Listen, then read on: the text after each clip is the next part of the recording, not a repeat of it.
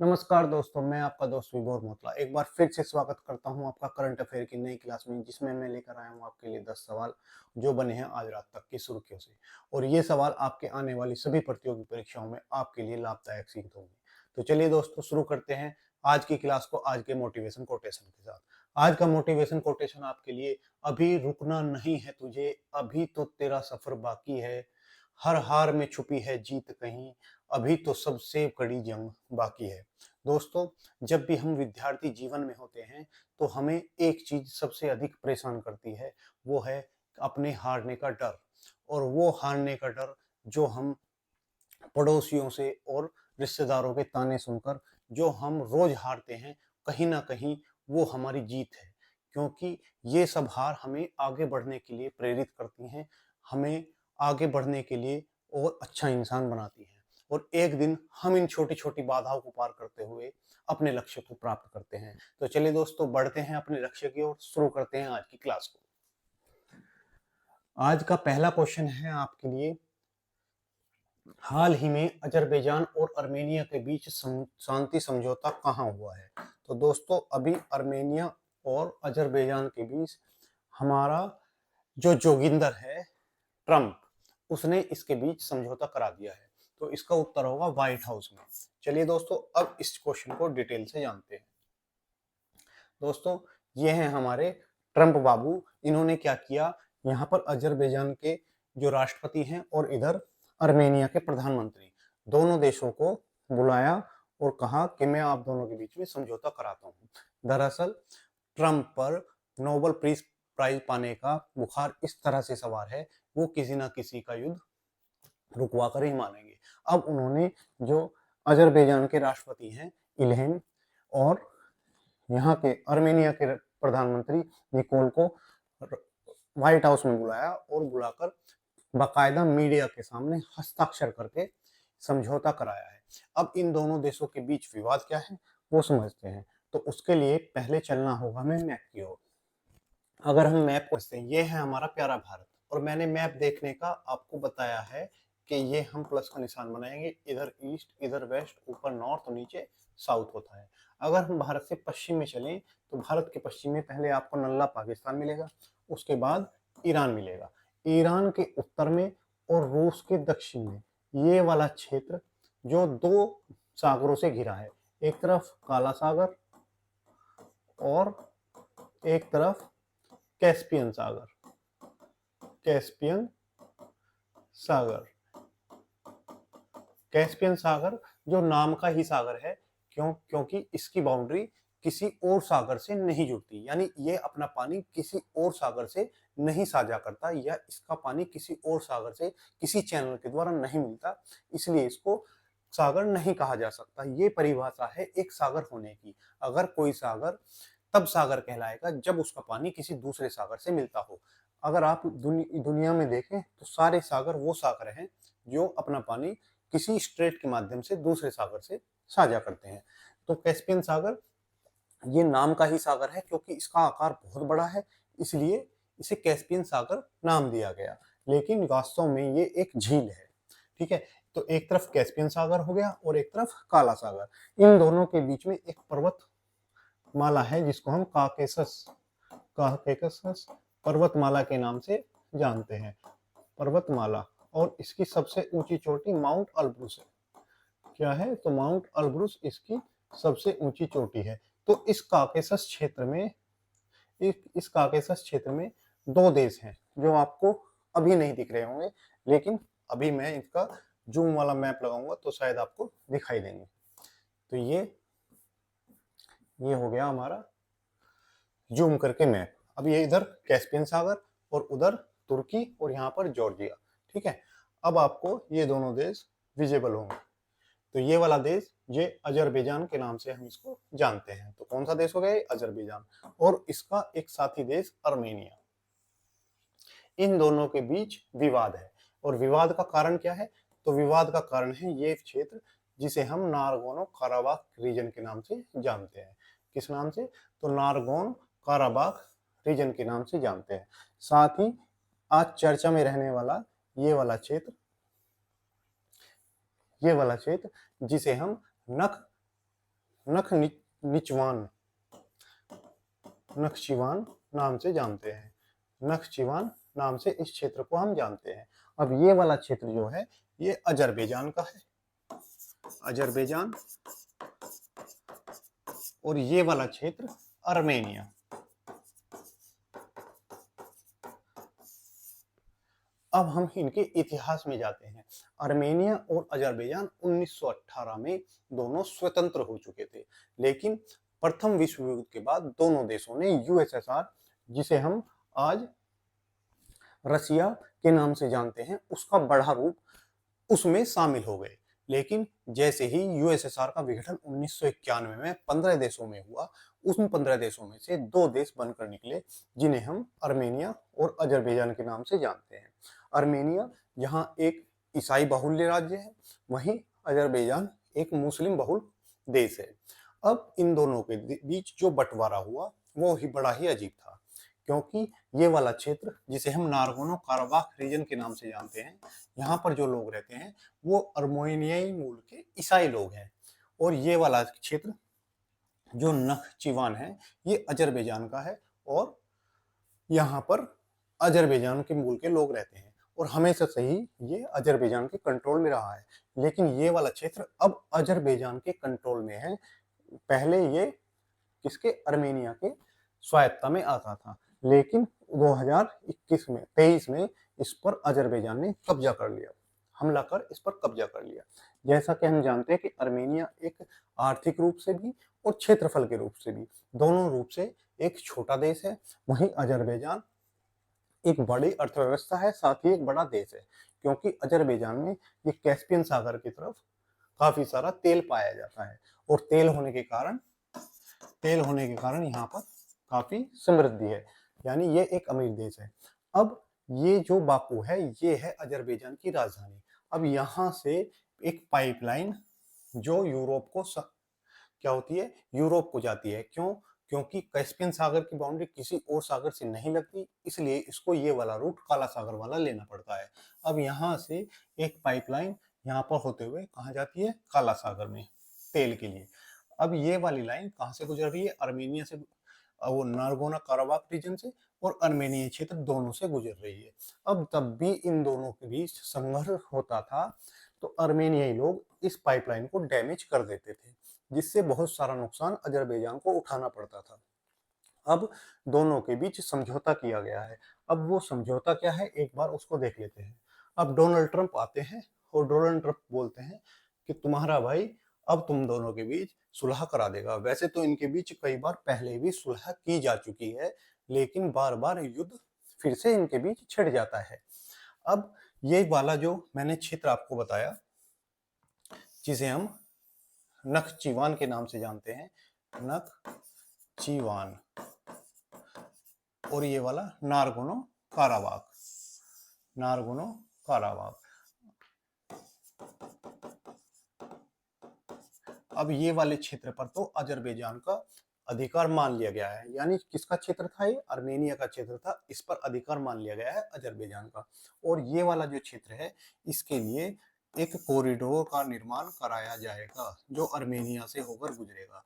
Azerbaijan और इस क्षेत्र को जोड़ने के लिए एक गलियारा बनाया जाएगा, जिसमें नाम दिया गया है, जिसका नाम दिया गया है Trump route for international peace and prosperity. यानी ट्रंप यहाँ भी अपना क्रेडिट लेना नहीं बोले, इसलिए अपने नाम पर उन्होंने ट्रंप रूट इंटरनेशनल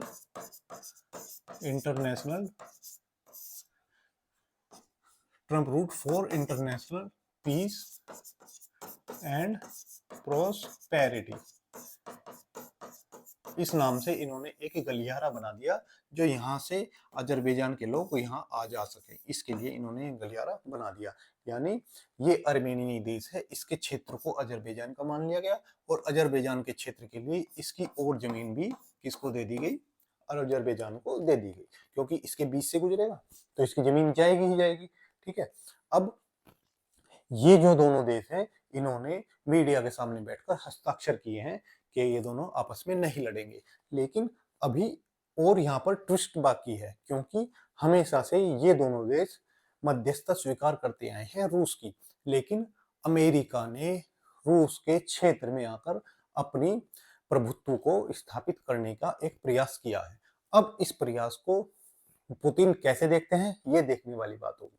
पुतिन अभी यूक्रेन और रूस वाले युद्ध में व्यस्त हैं और जरूर ही वो इस युद्ध से निपटने के बाद इस क्षेत्र पर अपनी कार्रवाई करेंगे, क्योंकि दोनों ही देश आज तक रूस की मध्यस्थता स्वीकार करते आए थे। तो रूस नहीं चाहेगा कि उसके क्षेत्र में अमेरिका अपनी प्रभुत्व स्थापित करे। इसी प्रभुत्व के लिए उसने यूक्रेन से अभी युद्ध छेड़ा था, क्योंकि यूक्रेन नाटो का सदस्य बनने वाला था और वहां पर नाटो की प्रभुत्व स्थापित हो सकता था। इसलिए उसने यूक्रेन पर हमला कर दिया।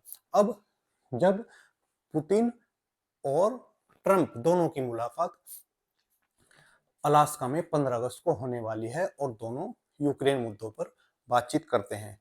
अगर देखना होगा, अगर वहां पर यूक्रेन मुद्दे पर कुछ सुलह हो पाती है तो अगला टारगेट पुतिन किसको बनाएंगे। साथ ही अगर ट्रंप यूक्रेन और रूस युद्ध को रुकवा देते हैं तो वो वास्तव में ही अपने नोबेल प्राइज के बहुत नजदीक पहुंच जाएंगे, जिसको भारत ने उनसे दूर कर दिया था।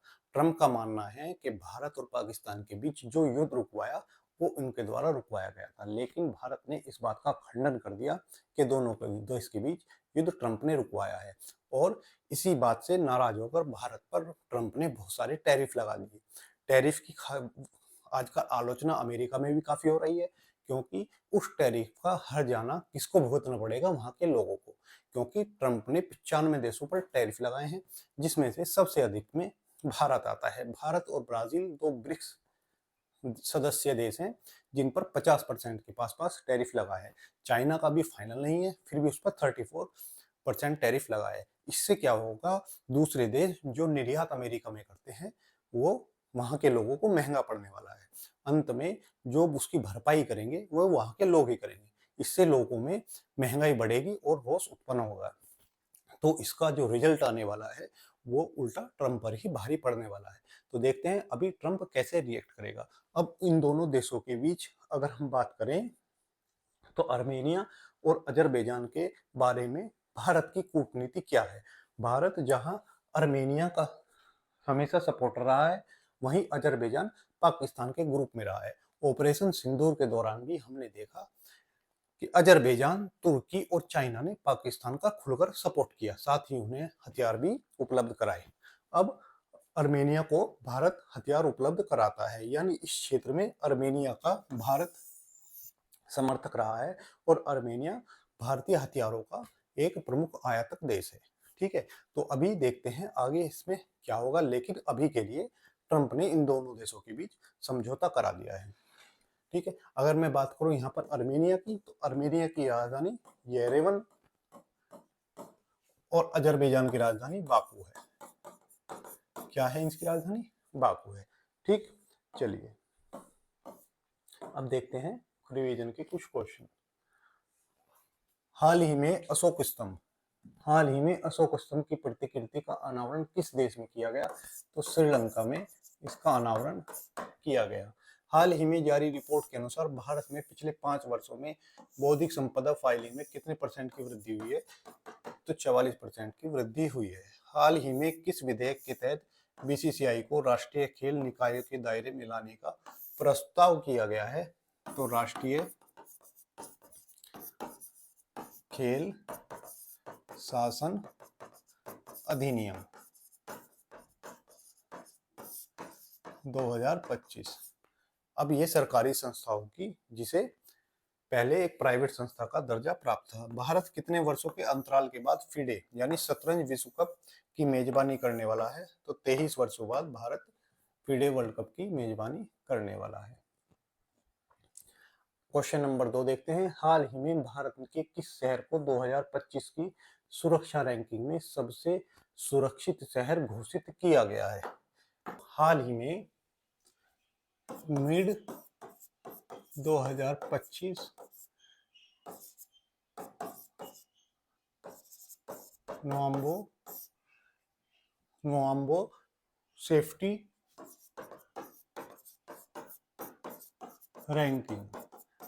सेफ्टी रैंकिंग जारी हुई है और इसमें कहा गया है कि भारत में सबसे सुरक्षित शहर जो है वो मंगलोर है। तो कौन सा शहर नंबर 1 पर आया है? मंगलोर। मंगलोर शहर जो कर्नाटक का शहर है, कर्नाटक का शहर है, ये नंबर 1 पर आया है। यानी मंगलोर सबसे सुरक्षित शहर है भारत में रहने की दृष्टि से। ठीक है, अगर मैं बात करूं दूसरे नंबर पर, तो आगे जो 3 शहर हैं, पहले दूसरे नंबर पर बड़ौदा या बड़ोदरा, तीसरे पर अहमदाबाद और चौथे पर सूरत। ये तीनों शहर कहाँ से हैं? तो गुजरात के 3 शहर टॉप 5 में हैं। सबसे पहले बड़ौदा, अहमदाबाद और सूरत, ये तीनों शहर टॉप 5 में शामिल हुए हैं। यानी गुजरात ऐसा राज्य है जो सबसे सुरक्षित राज्यों में से गिना जा सकता है। अब मैं बात करूं सबसे असुरक्षित राज्यों में, तो सबसे असुरक्षित शहरों में, तो वहां पर दिल्ली एनसीआर, दिल्ली एनसीआर के 3 राज्यों को रखा गया है, 3 शहरों को रखा गया है। और जिसमें पहले नंबर पर कौन सा है? दिल्ली, नोएडा और गाजियाबाद। ये तीनों शहर, गाजियाबाद, ये तीनों शहर कैसे शहर हैं जिन्हें गंभीर सुरक्षा चुनौती की कैटेगरी में रखा गया है। तो इनको गंभीर सुरक्षा चुनौती, गंभीर सुरक्षा चुनौती वाली कैटेगरी में रखा गया है। अब अगर मैं बात करूं वैश्विक स्तर पर, वैश्विक स्तर पर जहां भारत की रैंक, वैश्विक स्तर पर, वैश्विक स्तर पर भारत 67वें स्थान पर रहा है। कौन से स्थान पर? 67 स्थान पर रहा है। और यहाँ भारत का स्कोर कितना है? तो यहाँ पर भारत का स्कोर 58.8, 58 पॉइंट यानी 58.8 भारत का स्कोर रहा है। यानी भारत सुरक्षा की दृष्टि से 67वें स्थान पर रहा है। वहीं अगर मैं बात करूं सबसे अव्वल स्थान किसको मिला है वैश्विक दृष्टि से? सबसे अव्वल स्थान आबू धाबी, आबू धाबी को सबसे सुरक्षित स्थान माना गया है और इसका स्कोर 88.8 रहा। इसका स्कोर 88.8 रहा, यानी सबसे सुरक्षित शहर आबू धाबी है। वहीं दूसरी इसके बाद नंबर दोहा का आता है। दोहा कतर इसका नंबर दूसरे स्थान पर आता है। यानी आबू धाबी सबसे सुरक्षित शहर और दूसरे नंबर पर दोहा है, तीसरे नंबर पर दुबई। तो तीसरे नंबर पर दुबई आएगा और चौथे नंबर पर हमारा शारजहां, शारजहां दूसरे नंबर पर आता है। वहीं 5वें नंबर पर आने वाला शहर ताइपे है। ताइपे जो ताइवान का राजधानी है, ताइवान की राजधानी 5वें नंबर पर सबसे सुरक्षित शहरों में आती है। यानी सुरक्षा की दृष्टि से सबसे सुरक्षित देश कौन सा है? तो आबू धाबी, फिर दोहा, फिर दुबई, फिर शारजहां और फिर ताइपे। अब ये जो रैंकिंग जारी की गई है इसमें कुछ आधारों को शामिल किया गया। यानी ये जो रैंकिंग जारी की गई इसमें आधार क्या क्या रहे, यानी कौन कौन सी चीजें हैं जो रैंकिंग बनाते समय कंसीडर की गई है। तो सबसे पहली जो चीज रही वो थी व्यक्तिगत सुरक्षा। यानी किसी व्यक्ति की उस शहर में या उस देश में सुरक्षित है या नहीं, उसको पहले नंबर पर देखा गया। दूसरे नंबर पर यहाँ पर जो देखने वाली बात रही कि यहाँ पर भेदभाव कैसा है, लोगों के बीच भेदभाव है कि नहीं है, ये भी इसमें आधार बनाया गया। वहीं संपत्ति संबंधी अपराध कैसे हैं? संपत्ति संबंधी अपराध, संपत्ति संबंधी अपराध कैसे हैं? यानी कोई आके आपकी संपत्ति पर अधिकार न कर ले, कब्जा न कर ले, इसको भी इसमें आधार माना गया। चौथा हिंसक अपराध, हिंसक अपराध यानी लड़ाई झगड़ा कैसा है उसको भी इसमें आधार माना गया। तो 4 इसके आधार रहे, व्यक्तिगत सुरक्षा, भेदभाव, संपत्ति संबंधी अधिकार और अपराध और सुरक्षित वो हिंसक अपराध, इनको इसमें क्या माना गया? आधार माना गया। चलिए, तो ये हो गया हमारा क्वेश्चन नंबर 2। यहाँ पर ये टॉप रैंकिंग आपको भारतीय शहरों की दिखाएगी, जहां मंगलोर कर्नाटक भारत में पहले स्थान पर रहा, तो विश्व में 49वें स्थान पर है। बड़ौदा गुजरात भारत में दूसरे स्थान पर रहा, तो विश्व में 85वें स्थान पर रहा। अहमदाबाद तीसरे स्थान पर, तो वर्ल्ड में 93वें स्थान पर। चौथे पर सूरत, तो 106 में। उसके बाद जयपुर, नवी मुंबई, तिरुवनंतपुरम, चेन्नई, पुणे, चंडीगढ़, यानी टॉप 10 शहर में चंडीगढ़ 10वें स्थान पर रहा। 175वीं रैंक इसकी विश्व में रही। यहाँ इसके स्कोर हैं, आपको जरूरत हो तो आप इनको लिख सकते हैं। अब हम देख लेते हैं हाल ही में कुछ सूचकांक जो जारी हुए, उनको एक बार हम देख लेते हैं। चलिए, तो विश्व वैश्विक सूचकांक पर हम एक बार नजर डालते हैं। जैसे शांति सूचकांक, यानी शांति सूचकांक में भारत की रैंक क्या रही। शांति सूचकांक में भारत की रैंक क्या रही। वहीं एसडीजी सस्टेनेबल डेवलपमेंट गोल में, जलवायु में। उसके बाद अगर मैं बात करूं जलवायु के बाद, फीफा में भारत की रैंक क्या रही। और ऊर्जा संरक्षण सूचकांक में भारत का स्थान क्या रहा। वहीं लैंगिक असमानता में भारत की रैंक क्या रही। उसके बाद जलवायु परिवर्तन में, फायर पावर में, अर्थव्यवस्था में, और उसके बाद मैं कहूँ कि हथियार आयातक में, हथियार आयातक और सैन्य खर्च के मामले में। ठीक है, तो शांति सूचकांक में जहां हमारा स्थान 115वां रहा, तो एसडीजी में हम 99वें स्थान पर रहे। जलवायु परिवर्तन में हम कौन से स्थान पर हैं, 10वें स्थान पर। फीफा में हम 133 स्थान पर हैं। ऊर्जा संक्रमण सूचकांक में हम 71वें स्थान पर हैं। लैंगिक असमानता में हम 131वें स्थान पर हैं। जलवायु की जगह हम लिखते हैं पर्यावरण प्रदर्शन सूचकांक। पर्यावरण प्रदर्शन सूचकांक में हमारी रैंक क्या रही, तो 176 रही। फायर पावर में चौथे स्थान पर, अर्थव्यवस्था में चौथे स्थान पर, हथियार आयातक में दूसरे स्थान पर रहे। वहीं सैन्य खर्च के मामले में हम 5वें स्थान पर रहे। ठीक है, अगर बात करूं मैं एशिया पावर में हमारा स्थान तीसरा रहा। हेनले पासपोर्ट इंडेक्स में हमारा स्थान 77 रहा।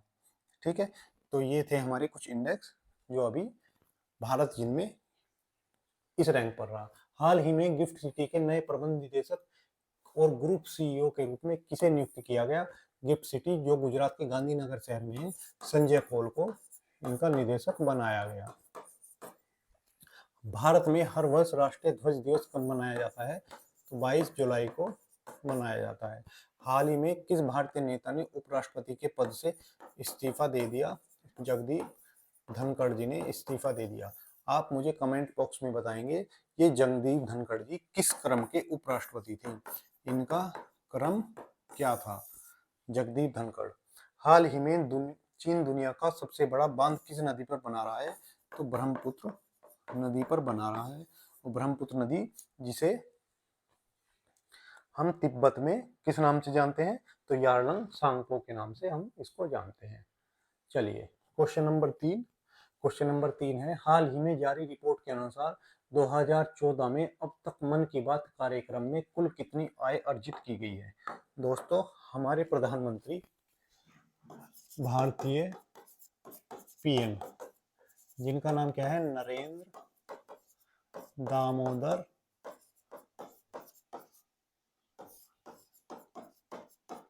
मोदी।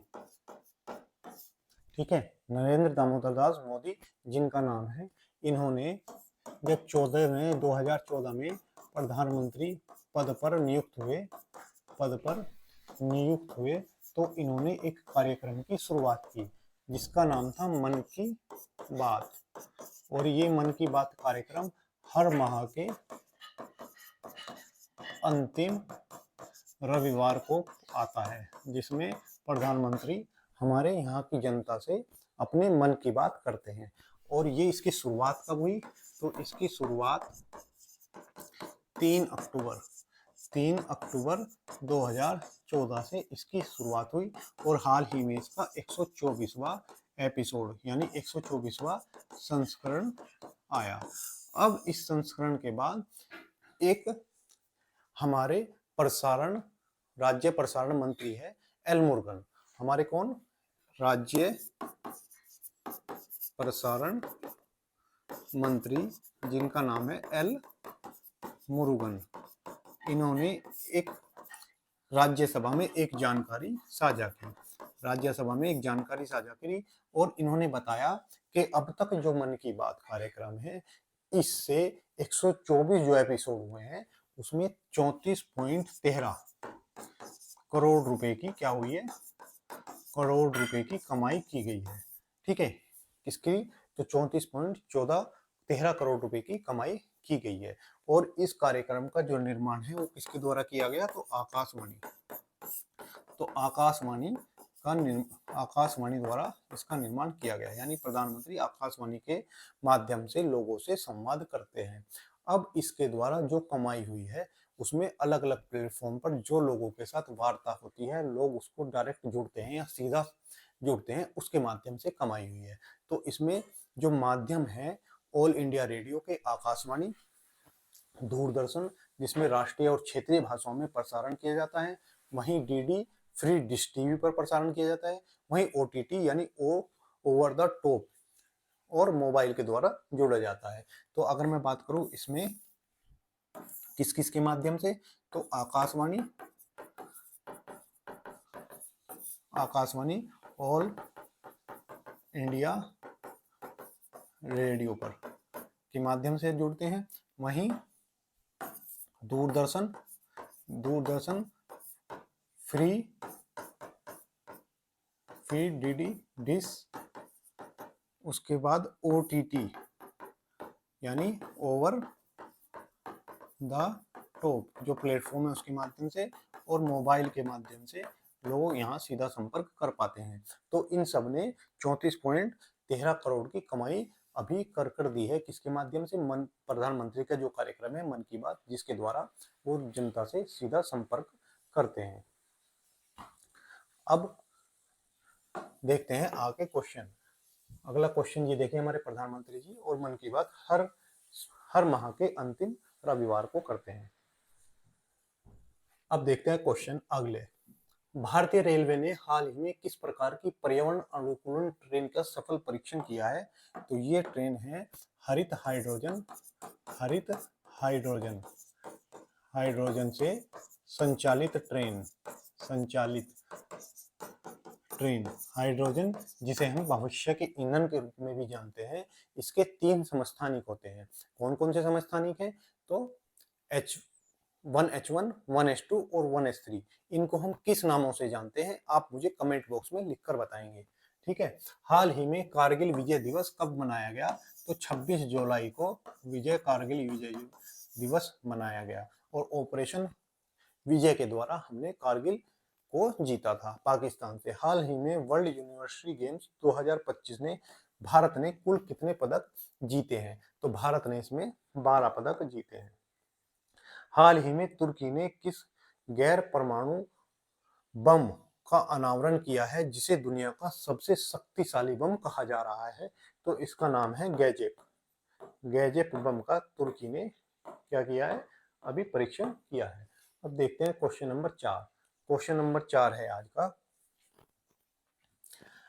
हाल ही में रुद्रास्त्र मालगाड़ी के ट्रायल रन के लिए चुना गया है मार्ग किस रेलवे जोन के अंतर्गत आता है? तो हाल ही में अभी क्या हुआ है, जो हमारा उत्तर मध्य रेलवे है, उत्तर मध्य रेलवे, यहाँ पर एक ट्रेन का क्या किया गया है? एक परीक्षण किया गया है और उसका नाम है रुद्राक्ष। और ये एशिया की सबसे लंबी क्या है? मालगाड़ी है। ठीक है, ये एशिया की सबसे लंबी मालगाड़ी है जिसका नाम है रुद्राक्ष। और मैं बात करूं इसकी लंबाई की, तो इसकी लंबाई 4.5 किलोमीटर इसकी लंबाई है। और इसमें कितने डिब्बे हैं? तो इसमें 345 डिब्बे हैं और ये 7 इंजन द्वारा चलाई जाती है। 7 इंजन इसमें जुटे हुए हैं, जिसमें से 2 इंजन आगे लगे हैं और बाकी इंजन, हर एक इंजन 59 डब्बों बाद लगा है। ठीक है, अब इसको भारतीय रेलवे के उत्तर मध्य जोन द्वारा इसको संचालित किया गया है। अब ये कहाँ से कहाँ तक चली है, तो ये गंज ख्वाजा रेलवे स्टेशन, गंज ख्वाजा रेलवे स्टेशन ये कहाँ पर पड़ता है, तो गाजीपुर, सॉरी चंदौली यूपी में पड़ता है। तो चंदौली यूपी के गंज ख्वाजा रेलवे स्टेशन से और झारखंड के गढ़वा झारखंड से तक ये चलाई जाएगी। यानी इन स्टेशनों के मध्य इसका ट्रायल रन किया गया है और एशिया की सबसे लंबी ट्रेन है। इस ट्रेन ने लगभग 250 किलोमीटर का जो सफर है वो 5 घंटे में पूरा किया। कितना, तो 209 किलोमीटर का सफर इसने 5 घंटे और 10 मिनट में पूरा किया। यानी इसकी स्पीड लगभग 40 औसतन स्पीड रही। इस औसतन स्पीड से इसने ये सफर पूरा किया। जो मालगाड़ी होती है उसकी ये स्पीड भी काफी तेज मानी जाती है। ठीक है, तो इस स्पीड से, किलोमीटर प्रति घंटा की स्पीड से इसने ये सफर पूरा किया। तो ये हमारी ट्रेन चलाई गई, इसको तो उत्तर होगा, उत्तर मध्य रेलवे द्वारा इसको चलाया गया। चलिए अब बात करते हैं रेलवे की, रेलवे से जुड़े कुछ क्वेश्चंस। तो हाल ही में हैं रेलवे से जुड़े कुछ क्वेश्चन। हमारे भारत में कितने रेलवे जोन हैं, तो भारत में रेलवे जोनों की संख्या 19 है। और हाल ही में एक जो है दक्षिण तटीय रेलवे ने अपना मुख्यालय कहाँ स्थापित किया है, तो मुख्यालय विशाखापत्तनम में आंध्र प्रदेश में स्थापित किया है। ठीक है, विशाखापत्तनम आंध्र प्रदेश में स्थापित किया है। उसके बाद रेलवे के और क्वेश्चन, जैसे एक 9000 हॉर्स पावर का लोकोमोटिव इंजन बनाने का कारखाना कहाँ पर लगा है, तो दाहोद गुजरात में लगा है। और इसका उद्घाटन किसने किया, तो पीएम मोदी ने उद्घाटन किया है। वहीं अभी 150 लोकोमोटिव इंजन भारत किसको निर्यात करेगा, इंजन भारत गिनी देश को निर्यात करेगा, गिनी को निर्यात करेगा। और कहाँ से करेगा, तो ये जो निर्यात होने वाला है वो मंडोरा बिहार के रेलवे कारखाने से निर्यात किया जाएगा। ठीक है, तो ये क्वेश्चन, और एक क्वेश्चन देखते हैं कि कार्गो सेवा शुरू करने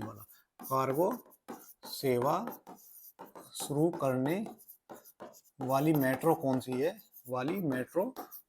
है, तो दिल्ली मेट्रो क्या करेगी, अभी जो माल ढुलाई का भी कार्यक्रम इसने शुरू कर दिया है।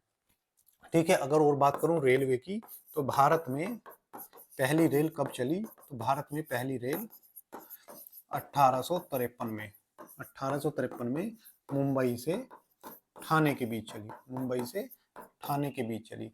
और इस समय हमारे देश के गवर्नर जनरल कौन थे, तो इस समय गवर्नर जनरल हमारे देश में जो थे वो थे लॉर्ड डलहौजी के समय ये ट्रेन चलाई गई। वहीं अगर मैं बात करूं कि भारत में पहली इलेक्ट्रिक रेल, यानी बिजली से चलने वाली रेल कब चली, तो ये रेलगाड़ी 1925 में चलाई गई। तो 1925 में भारत में ट्रेन चलाई गई जो बिजली से चला करती थी, यानी इलेक्ट्रिक ट्रेन थी। तो ये क्वेश्चन हो गए हमारे रेलवे से जुड़े हुए। तो ये रेल लाइन जो 4.5 किलोमीटर लंबी है, एशिया की सबसे लंबी रेलवे मालगाड़ी है। हाल ही में भारत का हिंदी माध्यम से एमबीबीएस की पढ़ाई करने वाला पहला मेडिकल कॉलेज किस शहर में खोला जाएगा, तो जो है हमारी एमबीबीएस की पढ़ाई अब किस में होगी, हिंदी में होगी, जबलपुर एमपी में खोला जाएगा। ठीक है, ये एक क्रांतिकारी कदम है भारतीय शिक्षा की दृष्टि से। और ये किसके माध्यम से किया गया, ये न्यू एजुकेशन पॉलिसी 2020 के माध्यम से किया गया। और ये किसकी सिफारिश पर लागू हुई, तो ये हमारे कस्तूरी रंगन समिति की सिफारिश पर लागू हुई। हाल ही में प्रधानमंत्री मोदी ने किस ऐतिहासिक व्यक्तित्व के लिए सम्मान में स्मारक सिक्का जारी किया है? तो हमारे जो प्रधानमंत्री जी हैं उन्होंने उन्होंने किसके माध्यम में, तो जो राजेंद्र चोल हैं, राजेंद्र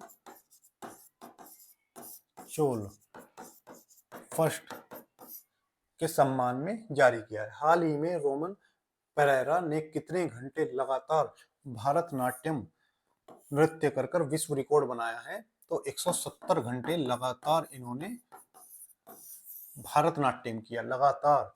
हमारे शर्मा जी हैं वो 1 घंटा बैठ के पढ़ नहीं पाते और ये लड़की 170 घंटे लगातार क्या कर रही है? भारतनाट्यम कर रही है। अंतर्राष्ट्रीय बाघ दिवस हर साल किस तारीख को मनाया जाता है? तो 29 जुलाई को मनाया जाता है। चलिए क्वेश्चन नंबर 5 है आज का। हाल ही में आधार फेस ऑथेंटिकेशन के कितने लेन देन दर्ज किए गए हैं? दोस्तों जैसा हम आधार से पैसे निकालते हैं अंगूठा लगाने पर, यानी फिंगरप्रिंट के द्वारा हम आधार पर दर्ज कर अपनी उपस्थिति और पैसा निकालते हैं। इससे क्या होता है, आधार फिंगरप्रिंट द्वारा ये समझ लिया जाता है कि ये व्यक्ति है, उसकी पहचान होती है। ऐसे ही फेस के द्वारा भी क्या होता है, रिकॉग्निशन किया जाता है, यानी पहचान की जाती है यही व्यक्ति है। तो फेस के द्वारा, चेहरे के द्वारा कितना लेन देन हुआ है, आधार से फेस दिखाकर कितना लेन देन हुआ है, तो इसमें 19.36 करोड़ लेन देन अभी किसके द्वारा किया गया है? तो फेस के आधार के ऑथेंटिकेशन द्वारा किया गया है। ठीक है, आधार चेहरा प्रमाणीकरण से, यानी जुलाई 2025 में आधार फेस यानी चेहरा प्रमाणीकरण द्वारा 19.36 करोड़ का लेन देन किया गया। ठीक है, यानी ये बताता है कि हम इस क्षेत्र में कितना आगे बढ़ रहे हैं। कहाँ अंगूठे से हुआ करता था, अब चेहरे से भी लेन देन होने लगा है। और ये बात किसने बताई है? ये बात हमारी आधार बनाने वाली संस्था, जिसका नाम क्या है? UIDAI, जिसने 2009 में स्थापना हुई और 2010 में आधार बनाने की शुरुआत इसने कर दी, जिसे हम भारतीय विशिष्ट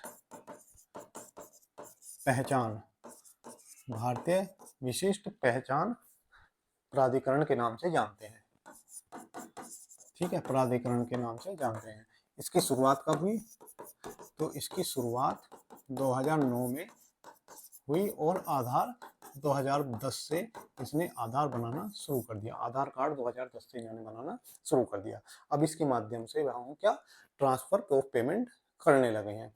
अगर मैं बात करूं पिछले साल 2024 में जहां 5.77 करोड़ का लेन देन हुआ था, वहीं अगर बात करूं पिछले महीने जून 2025 से इसमें 22% की बढ़ोतरी देखने को मिली है। यानी पिछले मंथ से जुलाई मंथ में 22% अधिक ट्रांजैक्शन हुआ। और पिछले साल कितना हुआ था? तो सिर्फ 5.77 करोड़ का लेन देन हुआ था। और इस साल लेन देन कितना है? तो 19.36 करोड़ का लेन देन इस साल भी हुआ है। चलिए, तो फेस रिकॉग्नाइजेशन के द्वारा भी अब पेमेंट में भारत में बढ़ोतरी देखने को मिल रही है। हाल ही में राष्ट्रीय शिक्षा नीति 2020 जुलाई को 2025 में कितने वर्ष पूरे किए हैं? तो इसने हाल ही में 5 वर्ष पूरे किए हैं। कितने वर्ष? 5 वर्ष पूरे किए हैं। हाल ही में रूस के कमचटका प्रायद्वीप के पास कितना तीव्रता का भूकंप आया? तो 8.7 तीव्रता का भूकंप यहाँ पर देखने को मिला। ये प्रायद्वीप जो है ये रूस के किस हिस्से में है? आप मुझे कमेंट बॉक्स में लिखकर बताएंगे कि रूस के किस हिस्से में ये कमचटका प्रायद्वीप पाया जाता है। हाल ही में DRDO द्वारा प्रलय मिसाइल का परीक्षण कहाँ से किया गया? तो उड़ीसा में जो चांदीपुर परीक्षण रेंज है वहां से इसका परीक्षण किया गया है। हाल ही में तटरक्षक बल ICJ इंडियन कोस्ट गार्ड ने अटल तेज गश्ती पोत का निर्माण किसने किया है, मतलब जो ये फास्ट पेट्रोल वेसल मिला है हमारे कोस्ट गार्ड को, इसका निर्माण किसने किया? तो गोवा शिपयार्ड द्वारा इसका निर्माण किया गया।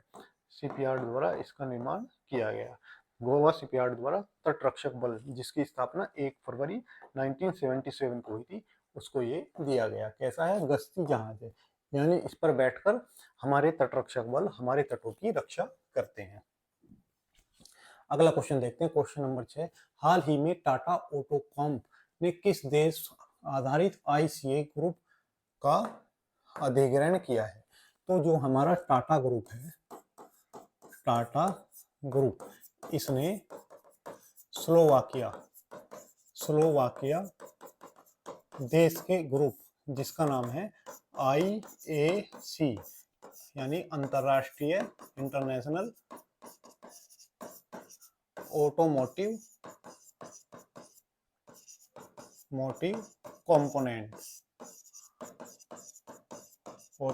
कंपोनेंट नाम की एक कंपनी है, जो हमारे जो कार हैं उनके पार्ट्स का निर्माण करती है, और यूरोप में इसकी अच्छी पैठ है, यानी पकड़ है। इसका अधिग्रहण किसने कर लिया है? हमारे टाटा ग्रुप ने कर लिया है।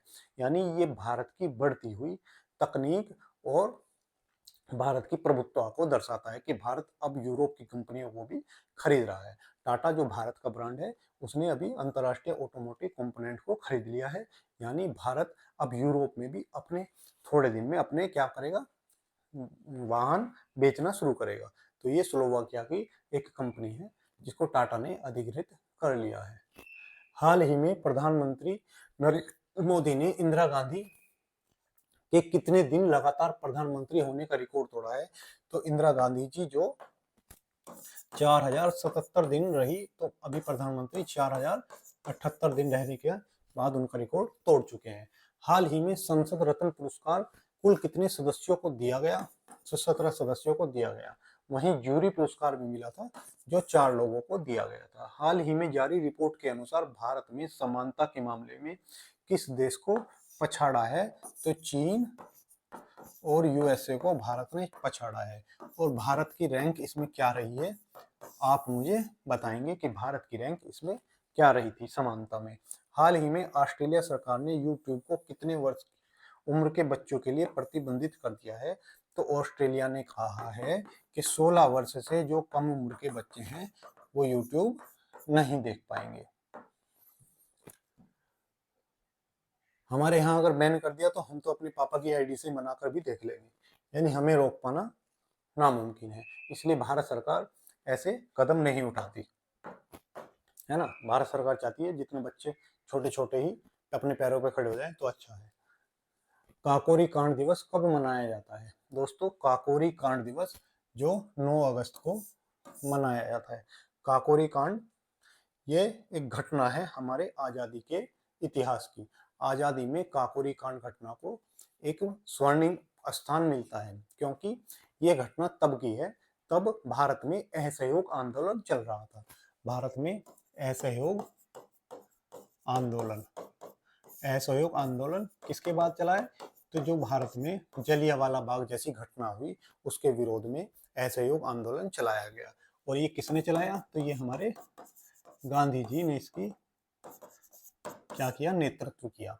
अब ये आंदोलन जब चल रहा था तो 1922 में गोरखपुर के चोरा चोरी में एक घटना होती है, और वो घटना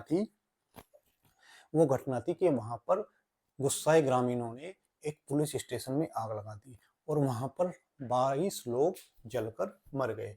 तो ये 22 लोग जलकर मर गए कहां पर? चोरा चोरी घटना में। कितने? 22 पुलिस वाले थाने में ही जलाकर मार दिए गए वहां के ग्रामीणों द्वारा। अब इस घटना के बाद गांधी जी ने क्या किया? असहयोग आंदोलन की समाप्ति की घोषणा कर दी, यानी असहयोग आंदोलन आगे नहीं चलेगा, ऐसी घोषणा हमारे गांधी जी ने कर दी।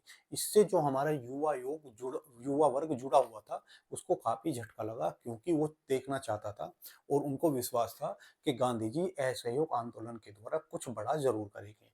लेकिन इसकी अचानक समाप्ति के बाद उनको क्या हुआ? एक झटका लगा।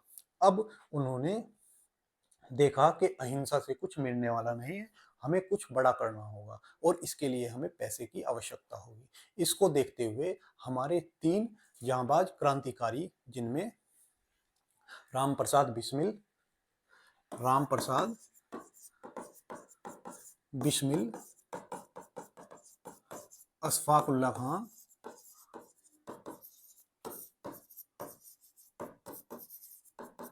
राम प्रसाद बिस्मिल, अशफाक उल्लाह खां, रोशन लाहिड़ी, रोशन सिंह, अशफाक उल्लाह खां, रोशन सिंह और राजेंद्र नाथ लाहिड़ी, राजेंद्र नाथ लाहिड़ी। इन चारों के साथ 10 क्रांतिकारियों ने एक योजना बनाई। इस योजना के तहत एक पैसेंजर गाड़ी, जो अंग्रेजों की माल लेकर जाती थी, कहाँ से, सहारनपुर से लखनऊ, सहारनपुर से लखनऊ,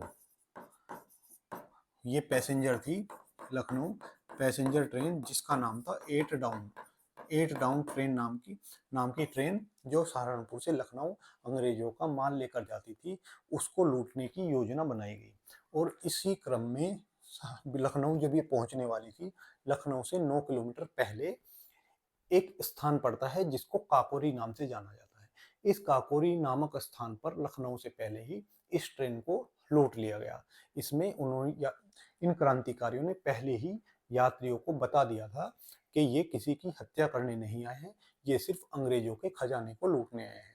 और ये वहां से खजाना लूट कर जाते हैं और इसके बाद इनको पकड़ लिया जाता है। अब जब ये पकड़े जाते हैं तो 1927 में इनको फांसी की सजा दी जाती है, क्योंकि इन्होंने यहाँ पर लगभग 4000 रुपए की लूट की थी। और इसके बाद 17 दिसंबर 1927 को इन चारों को फांसी की सजा सुना दी जाती है। इन चारों को फांसी की सजा अलग अलग स्थान पर सुना दी जाती है, जहाँ राजेंद्र लाड़ी को गोंडा में, और राम प्रसाद बिस्मिल को गोरखपुर में, अशफाक उल्लाह खां को फैजाबाद में, और हमारे रोशन सिंह जी को इलाहाबाद में फांसी दी जाती है। ठीक है, जब ये लोग फांसी पर चढ़ रहे थे तो तब भी इनकी देशभक्ति कम नहीं हुई थी। और इस देशभक्ति को हम कैसे जान सकते हैं, तो ये देखिए, ये हमारे अशफाक उल्लाह खां जी हैं और ये हमारे राम प्रसाद बिस्मिल हैं, जो 1927 में अपनी भारत की आज़ादी के लिए फांसी चढ़ गए। जब अशफाक उल्लाह खां को फांसी दी जा रही थी, तब बिस्मिल ने एक कविता लिखी, और ये थी कि मालिक तेरी रजा रहे और तू ही तू रहे, बाकी न मैं रहूं न मेरी आरजू रहे, जब तक कि तन में जान है रगों में लहू रहे, तेरी ही जिक्र यार तेरी जुस्तजू रहे। जब अशफाक उल्लाह खां फांसी चढ़ रहे थे तो हमारे बिस्मिल जी ने ये कविता लिखी थी। और उसके बाद जब अशफाक उल्लाह के बाद बिस्मिल जी हमारे फांसी चढ़े तो उनकी लाइनें थी, अब न अहले वलवले हैं न ही अरमानों की भीड़, एक मिट जाने की हसरत अब दिले बिस्मिल में है।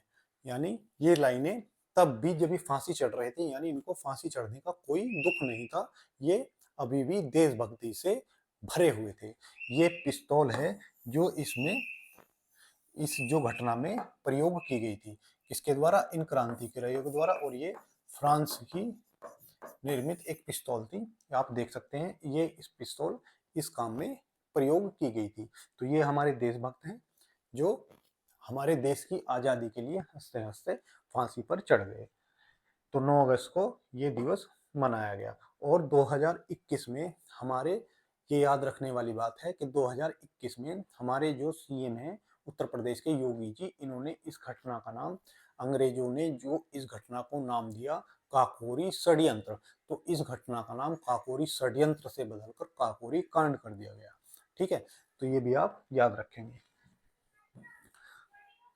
चलिए, हाल ही में शुरू की गई सेतु बंद स्कॉलर स्कीम का मुख्य उद्देश्य क्या है?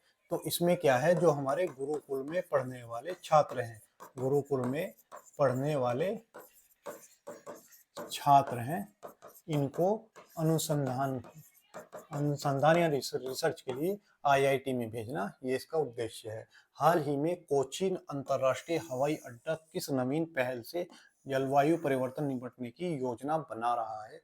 तो इसने योजना बनाई है हरित हाइड्रोजन का उत्पादन, हरित हाइड्रोजन का उत्पादन से संचालित ये अभी इसको करेगा। तो ये भारत का और दुनिया का पहला हवाई अड्डा होगा जो इससे संचालित होगा।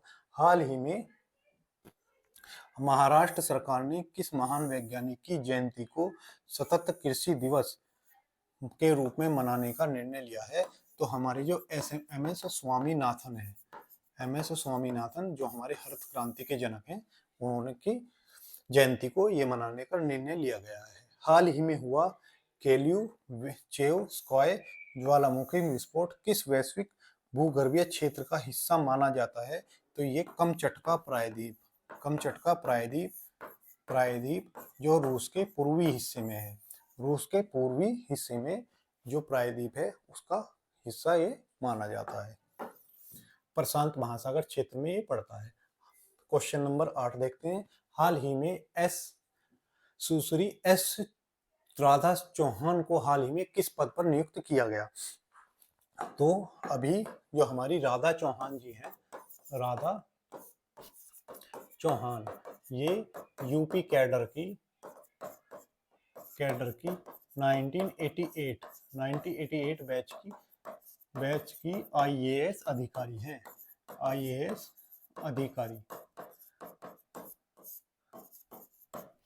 अधिकारी हैं। अभी इनको जो है कैपेसिटी बिल्डिंग यानी क्षमता निर्माण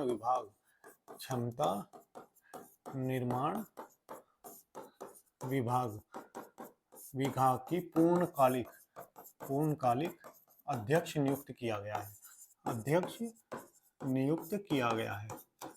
ठीक है, नियुक्त किया गया है, ठीक है। तो पूर्णकालिक नियुक्त किया गया है किसका अध्यक्ष? तो ये जो हमारा क्षमता निर्माण आयोग है, तो इसका ऑप्शन हो गया सी, कैपेसिटी बिल्डिंग कमीशन की पूर्णकालिक चेयरमैन इनको बनाया गया है।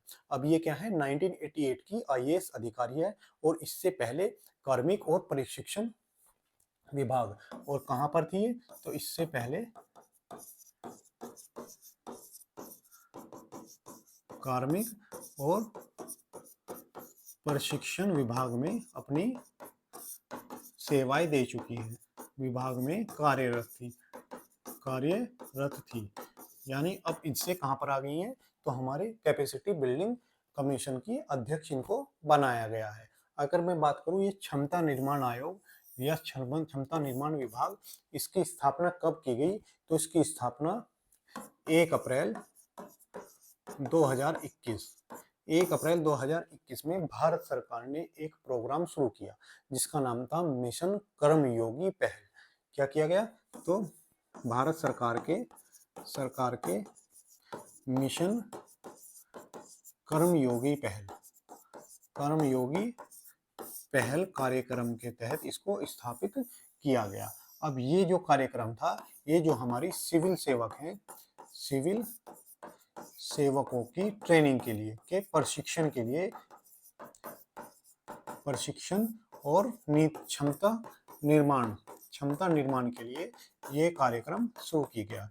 यानी जो हमारे सिविल सेवक हैं वो अच्छे से अपनी क्षमता का विकास कर सकें और साथ ही जो हमारी जनता है उनकी सेवा कर सके, उसके लिए 2021 में क्षमता निर्माण विभाग की क्या किया गई थी? स्थापना की गई थी और अब इसके अध्यक्ष राधा चौहान जी को बना दिया गया है।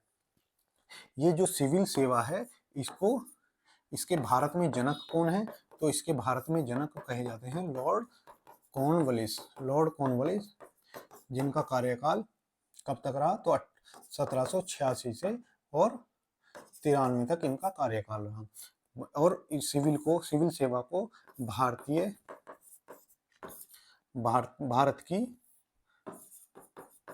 की इस्पात की चौखट भी कहा जाता है, इस्पात की चौखट भी इसको सिविल सेवा को कहा जाता है, ठीक है। तो ये हो गया इस क्वेश्चन के बारे में। अब हम देख लेते हैं हाल ही में कुछ महत्वपूर्ण नियुक्ति हुई हैं, तो उनके बारे में देख लेते हैं। तो जैसे हमारे 52वें CGI कौन बने? हमारे 52वें चीफ जस्टिस ऑफ इंडिया कौन बने? तो BR गवई हमारे 52वें मुख्य न्यायाधीश के रूप में शपथ लेते हैं। वहीं एसएससी के नए अध्यक्ष कौन है? एसएससी काफी चर्चा में है, तो एसएससी के नए अध्यक्ष कौन है? तो ये गोपाल कृष्णन है। गोपाल कृष्णन, ये क्या है? एसएससी के नए अध्यक्ष चुने गए हैं। गोपाल कृष्ण, ऐसे गोपाल कृष्ण इनको चुना गया है। नौसेना के अध्यक्ष, नौसेना के उपाध्यक्ष कौन है? नौसेना के उपाध्यक्ष जो चुने गए हैं उनका नाम है संजय वत्यायालन। ठीक है, तो ये हमारे नौसेना के उपाध्यक्ष के रूप में नियुक्त किए गए हैं। आरबीआई के 26वें गवर्नर कौन है? रिजर्व बैंक इंडिया के 26वें गवर्नर कौन नियुक्त किए गए?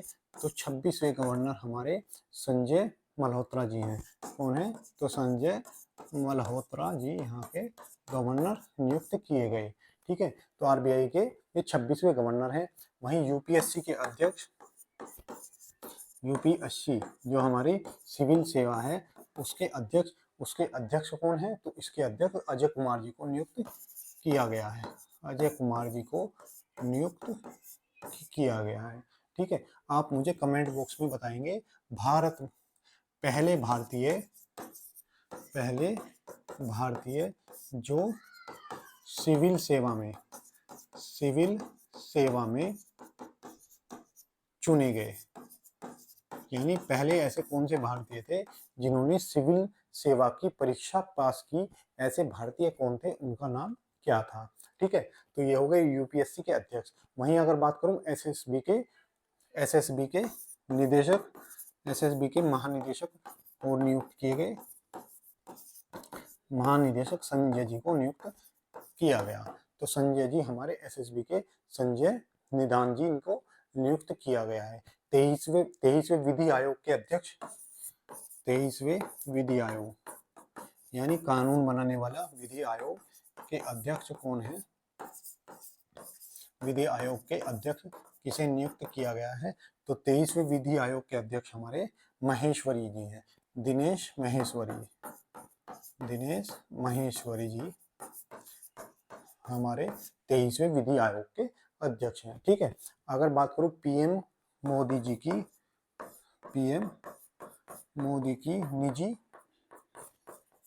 निजी सचिव कौन है? तो निधि तिवारी जी इनकी अध्यक्ष सचिव चुनी गई है।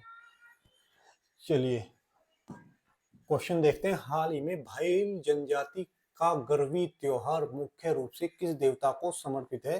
तो ये देवी पार्वती को समर्पित है। किसको?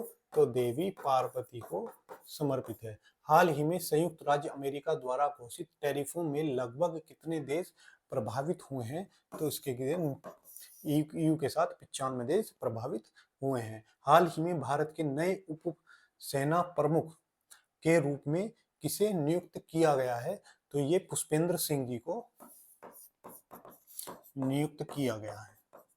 पुष्पेंद्र सिंह को नियुक्त किया गया है। 1 अगस्त 2025 को किस डिजिटल भुगतान सेवा के नियमों में बदलाव किया गया है?